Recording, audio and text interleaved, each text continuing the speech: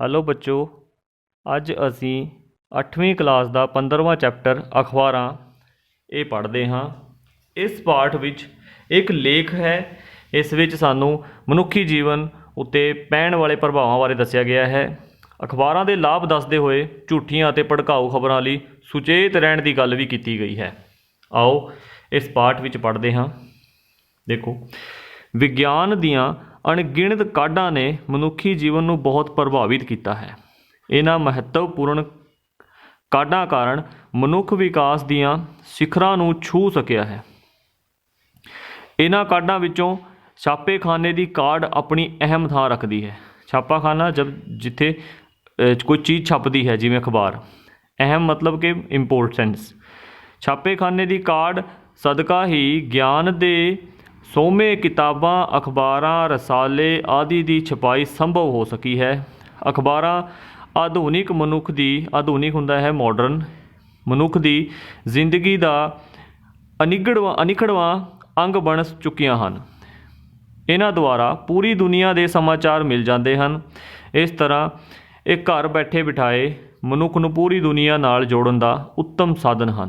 मनुख एक समाजिक प्राणी है ते समाज विच रहिंदे होए उसकी अपने आले दुआले समाज विच वापर रहीआं घटनावां नूं जानन दी रुचि रहिंदी है। अखबारां मनुख की इस रुचि नूं संतुष्ट करदियां हन ते उसनूं आले दुआले दे देश विदेश विच वापरन वालियां घटनावां बारे जानकारी प्रदान करदियां हन। अखबार शब्द का अर्थ ही खबरां दा भंडार जां खजाना मन्निया जाता है। अखबार की ईजाद भारत विच ब्रिटिश राज दौरान 1780 ईस्वी विच बंगाल गज़ट नां दे अंग्रेजी भाषा विच छपण वाले सप्ताहिक अखबार नाल हुई। सब तो पहला अखबार किहड़ा सी?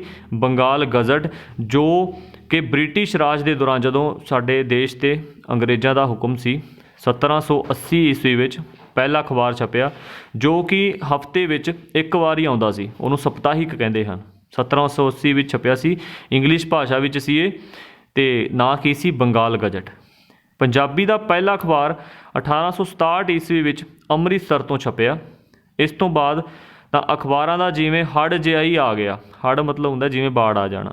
अज देश के कोने कोने विच वख-वख भाषावां विच अखबार की पहुँच है।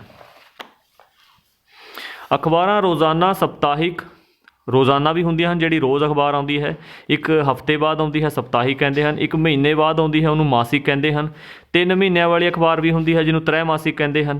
आदि कई रूपों में छपदियां हैं, पर रोज़ाना अखबारां की मंग वधेरे हुंदी है, जिहड़ी हर रोज़ आउंदी है, क्योंकि इस नाल हर रोज़ दीयां ताज़ियां खबरां बारे नाल नाल जानकारी मिलती रहती है। अखबारां दे मनुख नूं अनेकां लाभ हुंदे हन। इन्हां द्वारा सिर्फ खबरां की ही जानकारी नहीं मिलती, सगों इन्हां दे अनेकां होर भी लाभ हैं। अखबार द्वारा वपारी लोग बहुत लाभ कमाउंदे हैं। वो अखबारां विच अपणियां चीज़ां दे इश्तिहार दे के उन्हां दी मंग वधाउंदे हैं। अखबारां दी छपाई खबरां इकट्ठियां करन, अखबारां नूं एक थां तो दूजे थां पहुँचाउण अते घर घर विच वंडण आदि लई अनेक लोग काम करते हैं। इस तरह अखबारां इन्हां सारे लोगों को रोज़गार प्रदान करदियां हन।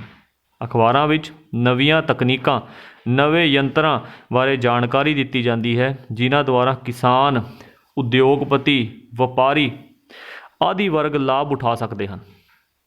इन्हां दे इलावा अखबारां मनोरंजन का भी बहुत वधिया साधन हैं। इन्हां विच कहानियां, नावल, चुटकले, खेडां संबंधी खबरां, फिल्मी अंक आदि पाठकों का भरपूर मनोरंजन करते हैं। सब तो वड्डी गल, इन्ने लाभ प्रदान करने वाला यह साधन बिल्कुल भी महंगा नहीं। इसकी कीमत बहुत घट होंदी है। पुरानियां अखबारां नूं रद्दी विच वेच के इन्हां दी कीमत का कुछ हिस्सा वापस प्राप्त किया जा सकता है। इस तरह एक ज्ञान प्रदान करने वाला सस्ता साधन है। कहा जाता है कि जिथे फुल हुंदे हन उत्थे कंडे भी हुंदे हन। इस तरह भावें अखबारां दे अनेकां लाभ हैं, पर कुछ नुकसान भी हैं। इन्हां विच कई बार खबरां नूं वधा चढ़ा के, तोड़ मरोड़ के अपने लाभ हित पेश किया जाता है, जिस नाल लोकां तक असलीयत नहीं पहुँचती ते गलत प्रचार द्वारा लोकां नूं भड़काया जाता है।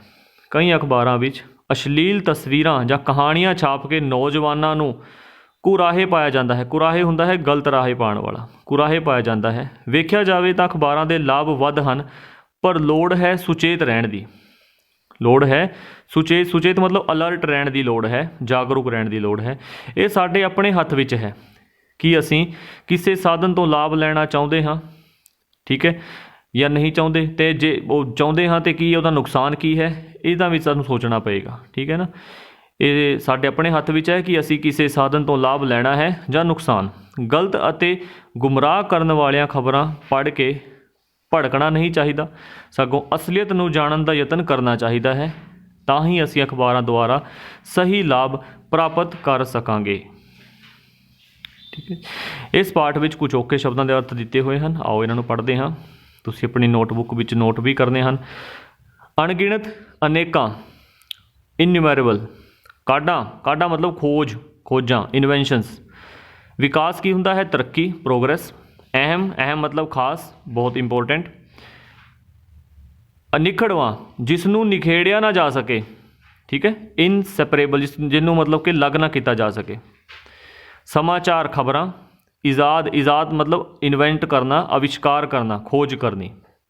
ਸਪਤਾਹਿਕ ਹੁੰਦਾ ਹੈ ਹਫਤਾਵਰੀ, ਜੋ ਵੀਕਲੀ ਆਉਂਦਾ ਹੈ, ਹਫਤੇ। ਮਾਸਿਕ ਹੁੰਦਾ ਹੈ ਮਹੀਨੇਵਾਰ। ਪਾਠਕ, ਪੜ੍ਹਨ ਵਾਲਾ, ਜਿਹਨੂੰ ਰੀਡਰ ਕਹਿੰਦੇ ਹਨ। ਅਸਲੀਅਤ, ਸੱਚਾਈ, ਰੀਅਲਿਟੀ, ਸੁਚੇਤ, ਜਾਗਰੂਕ, ਅਲਰਟ। ਕੁਝ ਬਹੁਵਿਕਲਪੀ ਪ੍ਰਸ਼ਨ ਦਿੱਤੇ ਹੋਏ ਹਨ, ਇਹਨਾਂ ਨੂੰ ਜਾਣਦੇ ਹਾਂ। ਮਨੁੱਖ ਵਿਕਾਸ ਦੀਆਂ ਸਿਖਰਾਂ ਤੱਕ ਕਿਸ ਦੀ ਸਹਾਇਤਾ ਨਾਲ ਪਹੁੰਚ ਸਕਿਆ ਹੈ? ਵਿਗਿਆਨ ਦੀ। ਅਤੇ ਇਸ ਦਾ ਆਪਸ਼ਨ ਆਏਗਾ ਵਿਗਿਆਨ, ਠੀਕ ਹੈ। ਅਖਬਾਰਾਂ ਦੁਆਰਾ ਕਿਸ ਦੀਆਂ ਖਬਰਾਂ ਮਿਲਦੀਆਂ ਹਨ? ਪੂਰੀ ਦੁਨੀਆ ਦੀਆਂ, ਨਾ ਕਿ ਖੇਡਾਂ ਦੀਆਂ, ਨਾ ਕਿ ਫਿਲਮ ਜਗਤ ਦੀਆਂ, ਬਲਕਿ ਪੂਰੀ ਦੁਨੀਆ ਦੀਆਂ। ਮਨੁੱਖ ਕਿਹੜਾ ਪ੍ਰਾਣੀ ਹੈ? ਮਨੁੱਖ ਇੱਕ ਸਮਾਜਿਕ ਪ੍ਰਾਣੀ ਹੈ, ਠੀਕ ਹੈ। ਮਨੁੱਖ ਕੀ ਹੈ? ਇੱਕ ਸਮਾਜਿਕ ਪ੍ਰਾਣੀ।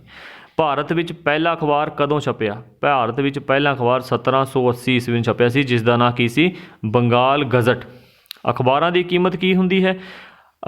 ਅਖਬਾਰਾਂ ਦੀ ਕੀਮਤ ਦੇਖੋ ਮੁਫਤ ਤਾਂ ਹੁੰਦੀ ਨਹੀਂ, ਵੱਧ ਵੀ ਨਹੀਂ ਹੁੰਦੀ, ਕਿਆ ਹੁੰਦੀ ਹੈ? ਘੱਟ ਹੁੰਦੀ ਹੈ। ਅਤੇ ਅਖਬਾਰਾਂ ਦੀ ਕੀਮਤ ਕਿਆ ਹੁੰਦੀ ਹੈ? ਘੱਟ। ਇਸ ਵਿੱਚ ਜਿਹੜੇ ਪ੍ਰਸ਼ਨ ਦਿੱਤੇ ਹੋਏ ਹਨ, ਅਖਬਾਰਾਂ ਮਨੁੱਖ ਦੀ ਕਿਹੜੀ ਰੁਚੀ ਨੂੰ ਸੰਤੁਸ਼ਟ ਕਰਦੀਆਂ ਹਨ, ਇਹਨਾਂ ਦੇ ਉੱਤਰ ਤੁਹਾਨੂੰ ਤੁਹਾਡੇ ਗਰੁੱਪ ਵਿੱਚ ਭੇਜ ਦਿੱਤੇ ਜਾਣਗੇ, ਠੀਕ ਹੈ ਜੀ। ਧੰਨਵਾਦ।